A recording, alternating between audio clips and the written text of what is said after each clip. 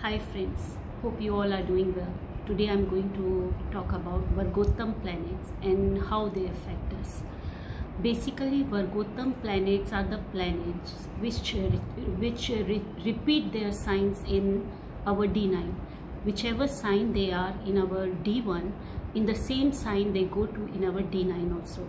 So they become Vargotham planets. There are some such things, some such principles as Vargotham ascendant also, and then Vargotham house also means a planet is in a certain house in natal and it goes to the same house in D9 also. The sign is different, but it is still called Vargotham planet in or Vargotham house, whatever. And even the ascendant also, when it repeats, like Aries ascendant, and in D9 also it's Aries ascendant, so it's like Vargotham Lagan also we say. So how to assess Vargotham planet? Basically, the what it is going to give us depends upon its position in our chart. Suppose it is malefic, but when it becomes Vargotham and it goes in D9 and it is in decent situation, like suppose in D1 it is in 6th or 8th house, but in D9 it comes to trine, then definitely after some struggle, after marriage most likely, the planet will start giving good results. So something like that. I said most likely after marriage because nowadays even before marriage some people have marriage like relationship, so that's why I said most likely, means even after such situations where two people are involved and in serious committed relationship but no marriage is there, even then it will start giving effect like that of a married couple, so or like that of a married person. So Vargotham planet is like to understand a Vargotham planet, first we have to see how many houses it has moved. Suppose in D1 it is in ascendant, like Jupiter in Libra in ascendant, but in D9 it goes to 6th house or 8th house, so it makes 6-8 movement, so it is indicating some kind of trouble.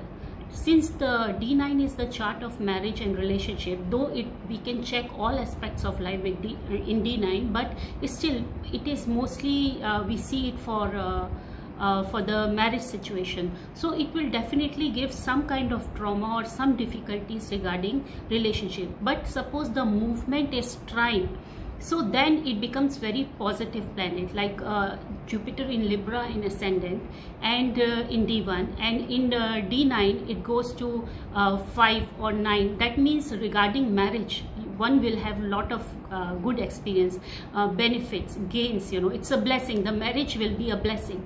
So this is one thing. Second thing, these Vargotham planets are very adamant planets. They are very goal oriented, they are very focused and determined, so they will make sure that we achieve what we are supposed to achieve. Basically they govern our fixed destiny. It has nothing to do like if we do remedies and our free will we can involve and we can change the results, nothing like that. They speak of fixed destiny. That's why they are so adamant, that's why they are Vargotham. Vargotham means basically the planet which is the Varga means the division, and Uttam is of higher quality. Higher quality because it's very strong. It's like it's like a army officer, at times, or it's like a king, So basically these Vargotham planets we really have to understand because they show us a lot about our past life karma, our karmic deaths, our destiny. It speaks a lot about our lessons and pending karmas and all those things. So today I'm going to open the chart of Mr. or Shri Rajesh Khanna ji, the great legend of Bollywood and the first superstar of Indian film industry. So initially I wanted to open the chart of Mr. Steve Jobs or Mr. Warren Buffett or Mr. Barack Obama, but I don't know why when I was sleeping suddenly I never checked the chart of Mr. Rajesh Khanna ji before, but suddenly it came in my mind, like somebody is telling me that you open Rajesh Khanna ji's chart. And when I did, I was amazed, because he has 3 planets Vargotham and they are speaking of his destiny so beautifully, like they are telling these are fingerprints of gods. When you see this kind of you notice this kind of things, you realize these are fingerprints of God, you know, like God has sit down and written a certain destiny. So it's not about good destiny or bad destiny, it's about how justice is served, how things take shape in our lives, you know, how things moved, how we settle our goals, how we achieve our goals. Basically we reach to our destinations. So basically I'm going to talk to you about Mr. Rajesh Khanna ji's his Vargotam planets. So in his natal, in D1, I have the charts. Wait. Okay, this is his D1. See, I'm going to speak from very beginning, not just about the Vargotam planets, the things I notice about his chart. See, he was born on 29th of December 1942. If you calculate all the numbers of his birth details, it will come to number 3, means Jupiter. The day he died, it was 18th July 2012. If you will calculate all these numbers, it will still come to 3. So number 3 is playing very important role in his life, and he is Gemini ascendant, which is in Kalpurush Kundali is number 3 sign, you know, number 3rd. It's Gemini is number 3 basically, and in his ascendant he has retrograde Jupiter sitting in Punarvasu nakshatra, means in its own nakshatra. So it's very powerful, and it is one of his Vargotam planets, and it is Lord of 7th and 12th house. His another Vargotam planet is retrograde Saturn, which is sitting in Taurus in 12th house. His another Vargotam planet is Mercury, which is also his Atmakarka, and it is sitting in his 7th house. So these 3 planets are Vargotam for him. Another thing, all these 3 planets are moving 4 to 7 movement, 4 to 10 movement, 4 to 10th. So like Saturn is in Taurus, so it is in its D9. Saturn has moved to 7th house from 12th house. So it is also 1 minute. It is also 1, 2, 3, 4, 5, 6, 7. It is making 6, 8. It's making 6, 8 combination. From 12th it has moved to 7th house, so 6, 8. So it is making very difficult movement. So that means his marital relationship related issues it's speaking of. Now his ascendant Jupiter, I mean in his D9 it is a Scorpio Lagna. So Gemini and Scorpio Lagna is again, the Lagna has shifted to 8th house, you know. So 6, 8 and again 6, 8 movement it is showing. Then Jupiter is in Gemini in ascendant, and it in his D9 it has gone to Gemini in 8th house. So again 6, 8. So this is also there. Then his Mercury has moved to 7. Yeah, also 6, 8 it is making, because in his natal his Mercury is in his natal the Mercury is in 7th house. It's his Atmakarka also, and in his D9 the Mercury has gone to 2nd house. So it is again 6, 8. So basically it is speaking of a very difficult destiny. Now if you really look at his chart, it is speaking of the situation related to marriage and profession. Why he has I mean, if you really look at it, his D9 have Sun in Leo in 10th house. So we should say that he will achieve lot of success. This person is a very successful person. Yes, he is. Then why he has after reaching to the top he went down, and why he could not rise again? He is supposed to rise again. Why it couldn't happen? Because his Jupiter is also Dagda Lord. Cancer and Sagittarius are his Dagda signs. Cancer belongs to home, mother, this situation, home, mother, basically Sukh Stan, Sukh, the peace in the heart, the happiness in the heart, that is Cancer. And Sagittarius is the sign of belonging to father also, and about conventions, morals, values, and most importantly Vachan. Vachan. In his chart, when I read his D60 also, what mistake he has to settle in this life is of breaking one of his promises and letting down his near dear ones due to breaking that promise. That I will speak about another time maybe, or maybe I'll talk about it little bit in this video itself. But basically this is the problem, in his chart. So retrograde Jupiter sitting in the ascendant, which is also 7th lord and is also 10th lord. So it is definitely, and there is a parivartan between 1st and 7th house. So 1st and 7th house parivartan always shows fame, phenomenal fame.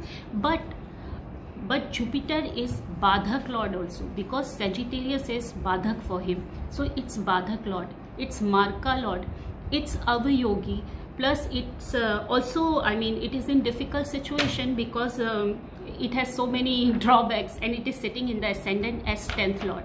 So he is supposed to rise in this lifetime. That's what his chart is showing. And he is supposed to fall also, but after his marriage. So you see, after, most likely when he got married, after that only his fall is started. And if you really look at it, why this happened, you see in his 12th house, you see, it's Saturn retrograde sitting with Uranus retrograde, and in the sign of Taurus, and it is in the nakshatra, 1 minute I tell you. Saturn is in Rohini Nakshatra, and Rohini is Moon Nakshatra, and Moon is sitting with Rahu. So basically some kind of unfairness towards his mother or home, family. Leo is also the sign of father, towards his parents, he let them down in some way. It is indicating, for which he has to settle karma in this lifetime. And we all know that as a child, as a kid, he was adopted by his parents, who were his actually parental uncle and aunt.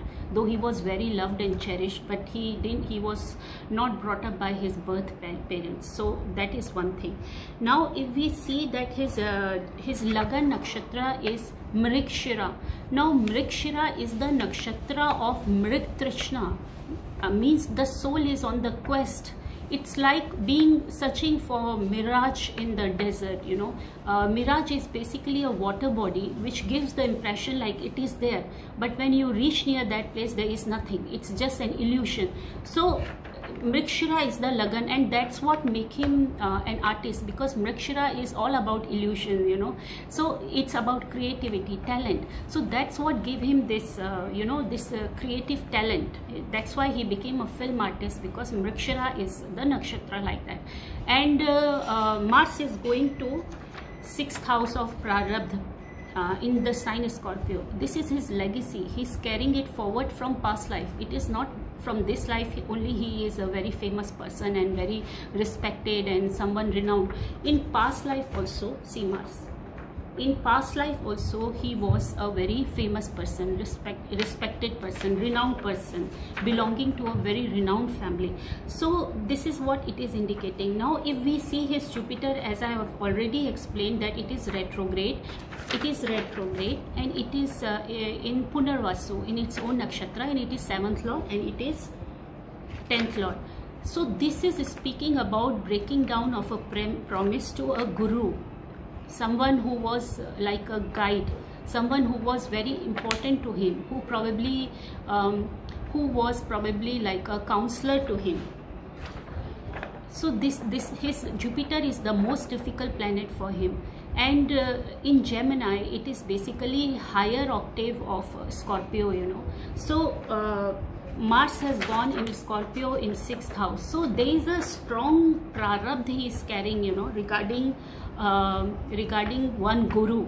There is something he has done. And also if you see, Saturn is in Taurus, Taurus is the sign of Venus.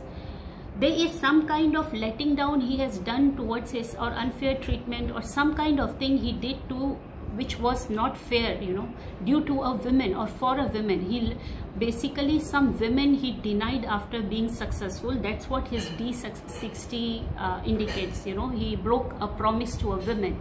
So you see, Jupiter is indicating what I have told you, you know, like if you see in D9, retrograde Jupiter is going in 8th house, Scorpio Lagna, 8th house. So this gave him his disease also, chronic disease, like I think he has pancreatic cancer or liver infection when he died, but he suffered chronic disease because of this Jupiter only. It has come in Gemini in 8th house. And if you really see, Scorpio is his D9 Lagan, and Mars is sitting there. So yeah, Mars is also Vargottam for him. That's what I forgot to tell. I was thinking something regarding Mars. I'm forgetting why I'm mentioning Mars, but I've forgotten. Yeah, Mars is also Vargottam for him. So basically 4 planets are Vargottam for him. So he has a legacy from past life in which he carried forward, that in his quest for success, in his quest for fame, since past life, he let down a woman in previous lifetime, probably a woman who was selected by his parents, his betrothal, you know, betrothed, something like that, the word, or fiance, you know. And when he became successful, he probably left her because she was not of his status, probably something like that his chart is showing. That's why you see Neptune has come in his 5th house in Pisces. Neptune is all about deception, letting down, unfairness. So this is why probably his Sagittarius is Dagd and his Jupiter in such bad shape, because most likely what his D60 is showing, you all can also see, I'll explain. His D60 is showing that the girl belonged to, I mean the girl was daughter or the sister of his guru. And so if you really see this life, when he got married, his career came down, and then his wife left him, and then he could not rise again. But his chart also indicate that he will come again in this life, because you see Mars is in Scorpio in 6th house, and in Nakshatra, wait 1 minute, in Anuradha Nakshatra of Saturn. And the ascendant nakshatra is Mrikshara, Lagan Nakshatra, which is of Mars also. And Saturn is in 12th house. And this is indicating, this 3 combination, the 1st, 6th and 12th, is indicating that he is going to come back again in this world to rise again, basically, because this is incomplete, you know. His one dialogue, he said that, what? Khel abhi khatam nahi hua mere dost. Khel abhi baki hai mere dost, something like that in Anand. So, and when he died also, apparently he left a recording, something similar to that of Anand. So his chart is like amazing chart. When you read all the chart connections, I may not be able to explain them so well, like how I could understand them when I am sitting quietly and reading, but I am trying my best. But the time is coming when he should incarnate again. And basically his Mercury is his Atmakarka, and in D9 it is coming to his 2nd house in Sagittarius, which is again Dagd for him, family related problems. So he was not able to live with his family, but he has some very good karmas. That's why his children are so successful, beautiful children. Even the son-in-laws are good, sons-in-laws are good, and their children are good. So all those things are there in his chart. There is no denying. But and his Ketu is also in Dhanishta Nakshatra, in Mars Nakshatra, in 9th house. So Dhanishta is again Nakshatra of Mars. So basically this chart is indicating that it has unfinished business left in the world. So he's going to come back. Now if you really see his D60, see, I talk about his D60. His Venus is, he is Capricorn rising in D60. And when we put the 12th house in ascendant, it is Venus coming in sign Sagittarius in ascendant. So it is indicating that in previous lifetime he broke the promise, because Sagittarius is the 12th is loss, and Sagittarius is about vows, about pran jai par vachan na jai, means you can even die but you cannot let go of your promise. And it is in, I think, one of the Uttarshada or Purvashada nakshatra, which is about settling past life karmas, you know, both Purvashada and it is about vows. So Venus is at 26 degrees there, so in D60 when it comes in the ascendant, and his sun exalted comes in the 5th house. So if you really see that in previous lifetime also he was someone famous, someone renowned, someone who was very highly respected, and the thing which brought him down in this lifetime is probably the curse of a woman. He suffered because of a woman, a woman's curse he was carrying forward. Other than that, I hope you understand now what Vargottam planets are doing for him. Basically, his Jupiter ascendant in Gemini and Mercury in 7th house, the Parivartan Yoga between 1st and 7th brought him phenomenal fame. Jupiter in Gemini gave him his silky voice. His dialogue delivery was wonderful. I mean, I always see that movie where he says, I hate tears, Pushpa, I hate tears, you know, and so many of his dialogue. I mean, I see his movies because of the way he talked. It's so beautiful. And this is what it gave him. Jupiter brought him downfall. Saturn brought him issues. Jupiter and Saturn, they all brought him issues related to marriage and related to his profession. Other than that, he has no issues. Personal life and profession. So now I hope you understand what does Vargottam planet does and how they work. I have tried my best. I hope you like this video. I just want to show you his D60. Just little bit I want to tell you about his D60, because it should not be discussed so lightly. This is D60 is a very serious chart, and basically, so I'm just going to explain little bit about his D60.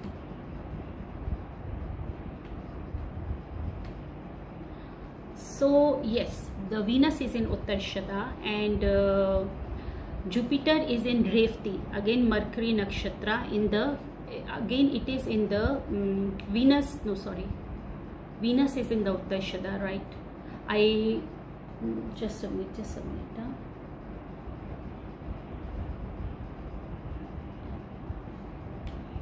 a minute. Yeah. Mars and Saturn are coming together. So in 8th house. So they are also speaking of a certain legacy and destiny which he has to settle in coming times.